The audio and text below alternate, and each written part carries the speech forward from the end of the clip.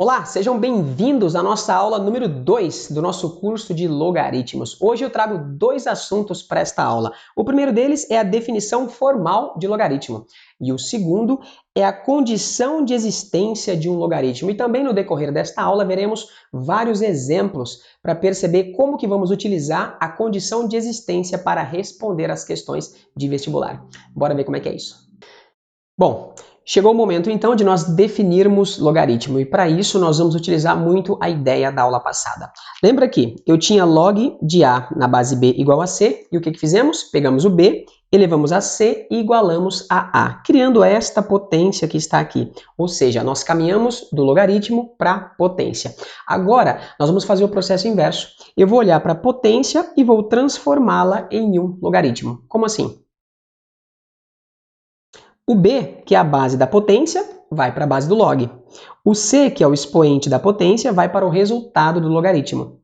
E o A, que é o resultado da potência, ele vai para o logaritmando. Agora, esta setinha aqui, que estava sempre apontando do log para a potência, agora nós vamos poder olhar para o outro lado também, ou seja, da potência nós vamos também transformar em um log. Esta seta, agora, apontando para os dois sentidos, nós vamos ler como sendo C e somente C. A partir de agora, eu quero que você leia esta expressão da seguinte forma.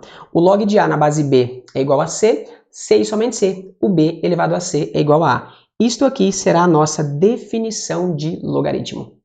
Lembra que na aula passada eu tinha colocado 2 elevado a x igual a 3 e havia perguntado qual será o valor de x nesta equação, sabendo que x está no expoente? Aí eu disse assim que o logaritmo era a ferramenta que nós iríamos utilizar para resolver esta equação. Então ela fica assim. Eu vou pegar esta potência e vou transformar em um logaritmo. Exatamente assim. Log de 3 na base 2 igual a x. Ou seja, o x, que estava no expoente da potência, vai para o resultado do log. O 2, que era a base da potência, vai para a base do log.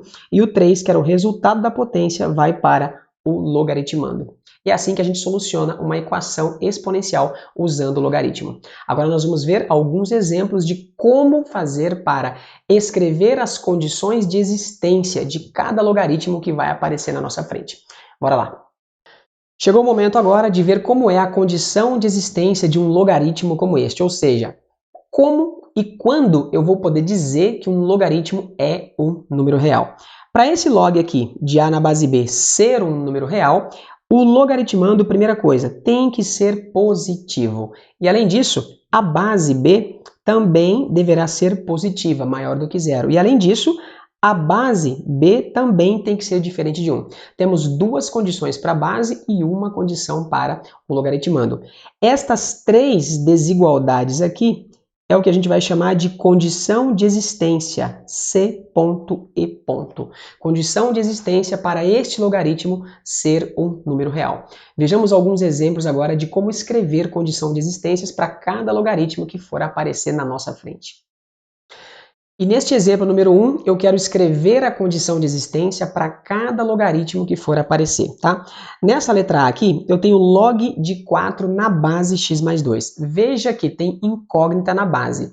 A base eu já sei que tem que ser positiva e diferente de 1. Então eu escrevo que o x mais 2, que é a base do log, tem que ser maior que zero.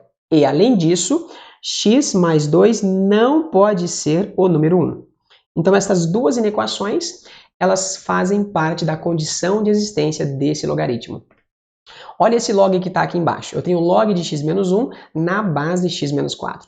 Tem x no logaritmando e tem x também na base. Então eu tenho que colocar agora as três condições, tá ok? Então o meu x menos 1 tem que ser maior que zero. O x menos 4 também precisa ser maior que zero. E essa base x menos 4 também precisa ser diferente de 1. Tá aqui. Este conjuntinho de três desigualdades que você está vendo aí fazem parte da condição de existência desse logaritmo do item B. Agora veja, por exemplo, o item C. Eu tenho o logaritmo de x menos 3 na base 2. O x está no logaritmando. X menos 3 está no logaritmando. Logo, o meu logaritmando x menos 3 precisa ser positivo. A base já é 2, ou seja, já é positiva e já é diferente de 1. Então esta é a condição desse logaritmo que está no item C.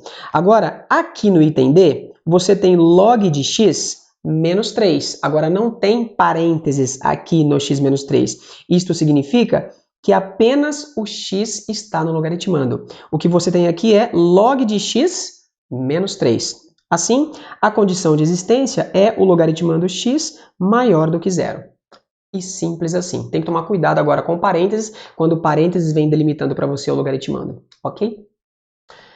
Agora veja este exemplo do item E, tá? Eu tenho um log que está na base 4, só que o logaritmando dele é outro log que está na base 2, tá? Então este logaritmando, que é dado por log de x menos 2 na base 2, ele precisa ser positivo porque é logaritmando daquele logaritmo que está na base 4. Mas este logaritmo aqui, ele possui no seu logaritmando o x menos 2. Portanto, eu preciso escrever que o x menos 2 também precisa ser maior que zero, de acordo com esse log que está na base 2. Está aqui. Este conjunto com duas inequações é a condição de existência desse log. Agora tivemos que tomar um certo cuidado, né? Porque aquele logaritmo lá também é logaritmando do outro. Como é que eu faço agora, então, para ver a condição de existência desse logaritmo? E não importa o que apareça no logaritmando e o que apareça na base. Veja que no logaritmando apareceu 4x e na base apareceu cosseno de x menos 1. Você vai proceder da mesma forma. O logaritmando 4x precisa ser maior que zero.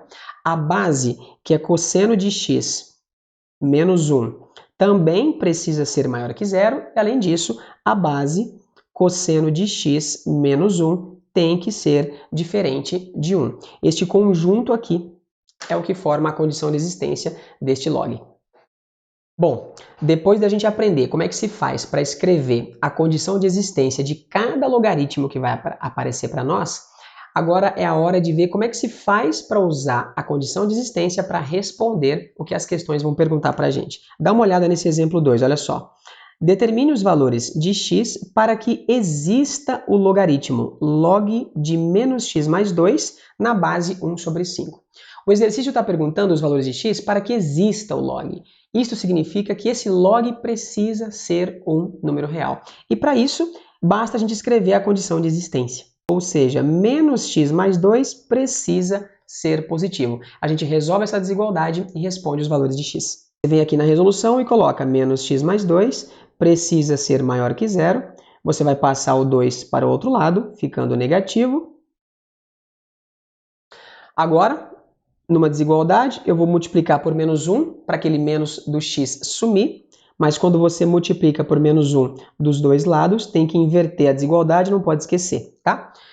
Ficando x menor que 2. Então, para que exista esse logaritmo, o x precisa ser menor que 2, ficando na resposta simplesmente x menor que 2. Agora vejamos este exemplo número 3.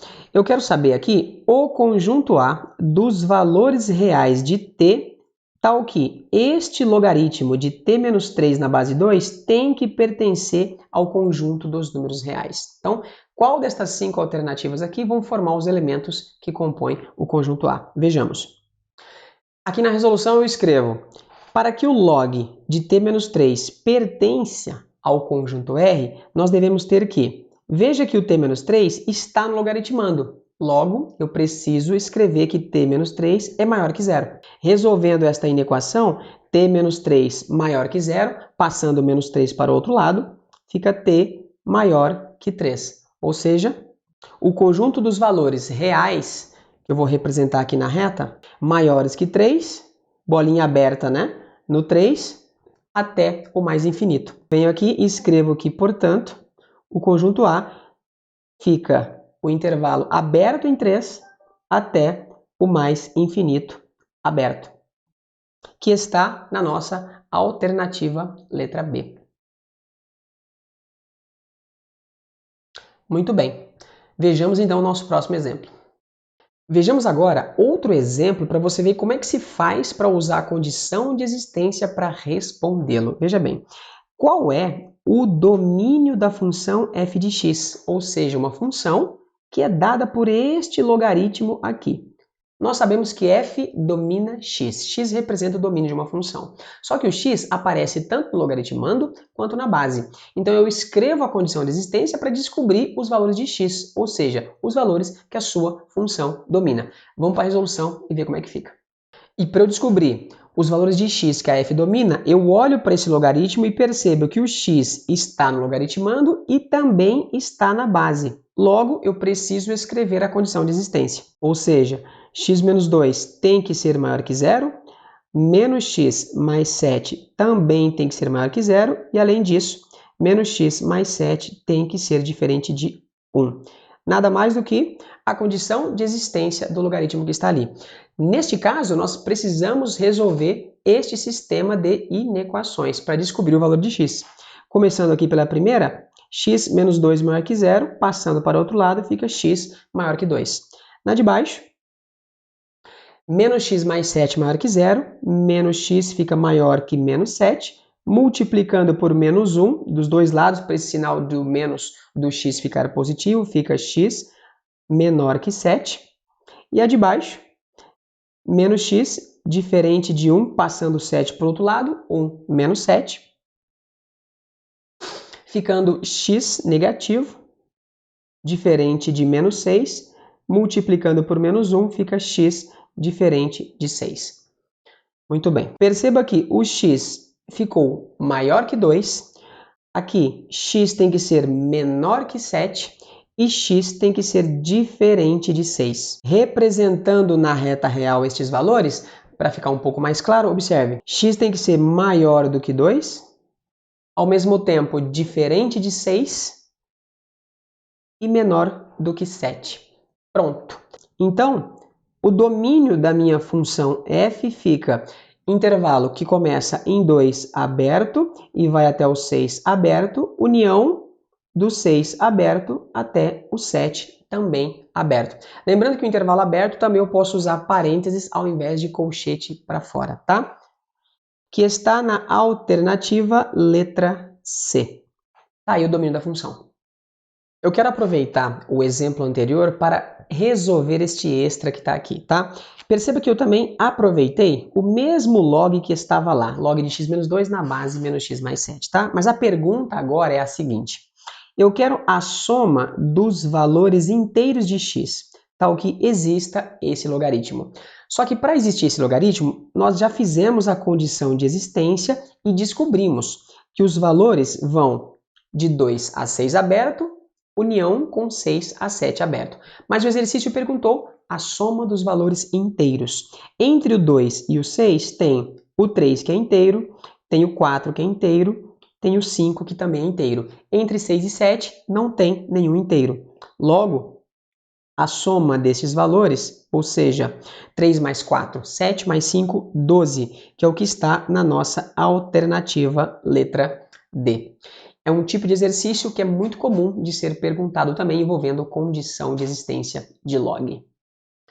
E este exemplo eu trago aqui uma situação bastante comum, que envolve logaritmo com condição de existência aliado a um bom conhecimento básico de trigonometria. Veja bem, determine os valores de x para que exista o logaritmo. Olha a base dele, 7, e olha o logaritmando, que é cosseno de x menos meio. O x está no cosseno, e aqui está dito para você que x está entre 0 e 2π. Como é que resolve esse tipo de problema com um bom conhecimento básico de trigonometria? Vejamos. Bom, e para existir este logaritmo, eu preciso ter que o cosseno de x menos meio, como está no logaritmando, ele precisa ser maior que zero. Então, eu preciso resolver esta desigualdade. Cosseno de x menos meio precisa ser maior que zero, então eu passo menos meio para o outro lado, ficando cosseno de x maior do que meio. Agora eu preciso descobrir os valores de x de 0 a 2π. Para isso eu recorro ao ciclo trigonométrico. O cosseno de x maior que meio é esse intervalo que eu estou pintando de laranja aqui. Perceba que a bolinha no meio tem que ficar aberta porque o cosseno tem que ser maior que meio, tá? O primeiro arco no primeiro quadrante é o 30 graus. E aí eu coloco essa bolinha aberta também em cima do 30 graus, porque o cosseno de 30 dá meio, eu não posso que seja igual a meio. 30 graus em radianos é π sobre 6. A gente coloca em radiano porque o intervalo de x foi dado de 0 a 2π, tá?